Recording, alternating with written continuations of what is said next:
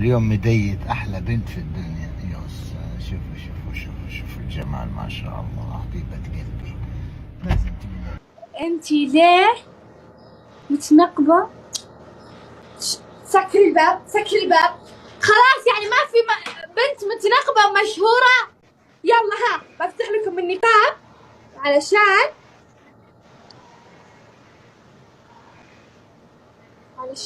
ترتاحون. بفسخ النقاب. يلا ها تفضلوا. ها بعد ها يلا ها. ومنهن من تترك الإسلام وترتد عنه، وإن تتولوا يستبدل قوما غيركم ثم لا يكونوا أمثالكم. وإن تتولوا يستبدل قوما غيركم، وإن تتولوا يستبدل قوما غيركم ثم لا يكونوا أمثالكم. هذه بنت فرنسية ترتدي الحجاب قبل ما غادي تدخل الإسلام بسنة وهي صافرة روحها، قالت لأن في الحجاب وفي الستر راحة. Comment mes parents ont su que j'étais musulmane. Donc quand je suis arrivée au lycée, ils le savaient toujours pas, ça faisait du coup 4 ans que je le cachais et j'étais voilée aussi et qu'ils le savaient pas parce que فرنسية هذه الأخت لما دارت الحجاب ودارت الخمار الأم نتاعها طردتها من البيت. ستعلن أمامكم شهادة أن لا إله إلا الله وأن محمد رسول الله. أشهد أن لا إله إلا الله وأشهد أن محمدا رسول الله وأن محمدا رسول الله. War ich über einem Laufsteg mit ganz bekannten Musikern als DJ, war ich unterwegs. Vor mehr als 10.000 Menschen habe ich teilweise aufgelegt. Für Hanna, ja, du führst, wenn du diese Platte richtig erkennst. Die Weisheit und die Schönheit des Hijab ist der Schutz vor dem männlichen Blick, wie ich es gesagt habe, und der Belästigung, dass wir das nicht provozieren, dass wir uns bewahren. Und der Wert, dass wir das zu schätzen wissen, dass wir ein Diamant sind. Wallahi, wir sind Diamanten. Unser Prophet, sallallahu alaihi wasallam, die Dua, die er sprach im Sujud, Ya mukallibul Qulub, thabbit qalbi ala dinik. Die Dua, die er sprach im Sujud, Ya mukallibul Qulub, thabbit qalbi ala dinik. Allahu Akbar, Allahu Akbar, Allahu Akbar. لأب سعودي شال غطاء رأس بنته أمام الكاميرا، يعني عم بيعد هذا الأمر من الانفتاح. واليوم مديت أحلى بنت في الدنيا. يوس شوفوا شوفوا شوفوا شوفوا الجمال، ما شاء الله، حبيبة قلبي. لازم تقول بابا حبيبي. هلا بالقمر. ماي ديت اليوم. الله كمبيوترات وحركات. الجو مرة مغبر. يلا تعالي أدخل. يا سلام، يا هلا والله، هلا. خلاص هاتي بس. والله اليوم مديت كنده. والله حلو والله حلو. نحن فين دحين؟ اقول لك فين نحن. هذا اسمه سوق الندى، وتمشي على طول. في السنوات الأخيرة لوحظ أن هناك زيادة ملحوظة في اعتناق الإسلام بين بعض الشباب، وخاصة ارتداء الحجاب رمزاً للاحتشام والقوة ويعبر عن إرادة فردية. الكثير من الفتيات يعتبرن الحجاب جزءاً من هويتهن الجديدة بعد اعتناق الإسلام. أشهد أن لا إله إلا الله وأشهد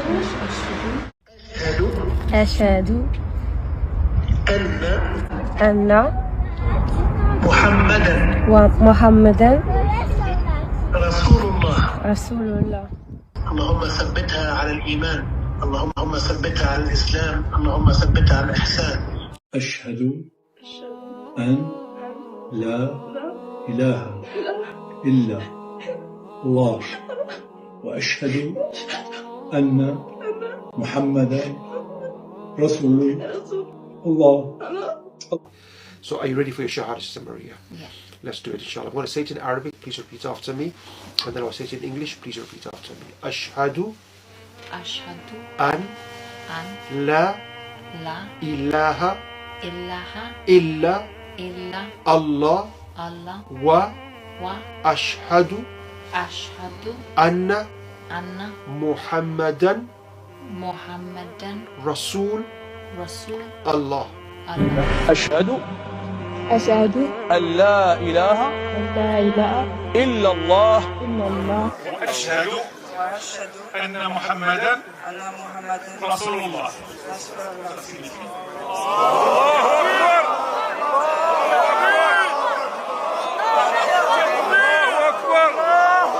رسالة للمسلمات، رسالة لأخواتنا اللي حشمانا بالحجاب وحشمانا بالستر وحشمانا بالطاعة وحشمانا بالقرب من الله جل وعلا.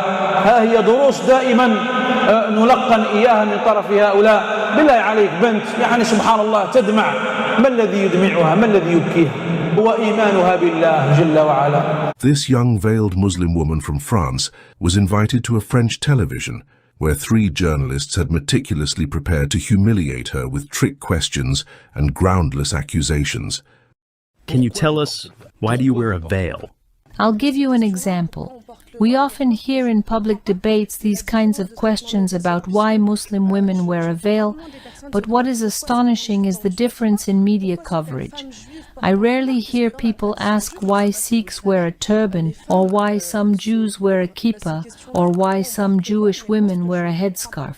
It is known that in the Muslim tradition, women wear a veil, whether they are married or not. But I'm not sure if you know that in the Jewish tradition, women wear a veil after marriage. Yes, but Jewish women who wear a veil are a very small minority. So, for you it's a matter of numbers? That is to say, when it concerns a minority, it's normal and you don't ask any questions?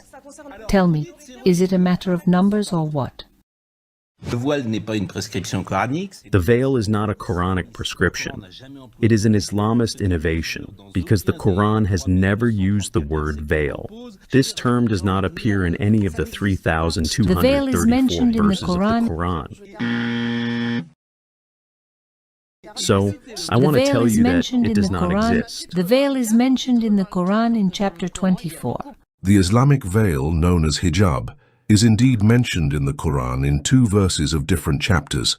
The first is chapter 24 verse 31, in which Muslim men are instructed to lower their gaze and be modest, because that is pure for them. The verse also instructs Muslim women to lower their gaze, guard their modesty, and draw their veils over their bosoms. It also instructs women to not strike their feet to draw attention to their hidden ornaments. O Prophet, ask your wives, daughters, and believing women to draw their cloaks over their bodies. In this way, it is more likely that they will be recognized as virtuous and not be harassed.